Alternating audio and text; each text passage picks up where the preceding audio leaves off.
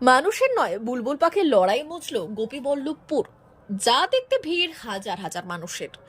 মানুষের সঙ্গে মানুষের বা পশুর সঙ্গে পশুর লড়াই হামেশাই দেখতে পাওয়া যায়, তবে শান্ত শ্রেষ্ঠ পরিবেশে পাখির সঙ্গে পাখির লড়াই, তাও আবার বুলবুল পাখি, সত্যিই বিরল। আর সেরকমই চিত্র ঝাড়গ্রামের গোপীবল্লভপুর এলাকায়।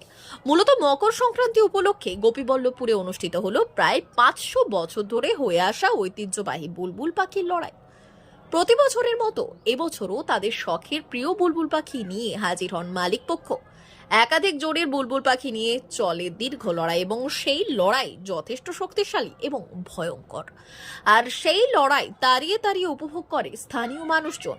এই বুলবুল পাখি লড়াইয়ে সহযোগিতা করেন রাধা গোবিন্দ মন্দিরের মন্দির কমিটি ও এলাকার মানুষজন। এবছর ত্রিবেণী যুব কল্যাণ অর্গানাইজেশনের থেকে সহযোগিতা করেন। এই লড়াইয়ে যারা জয়ী হন তাদের পুরস্কৃতও করা হয়। এই লড়াই উপলক্ষে হাজির হয় কয়েকশো বুলবুল পাখি।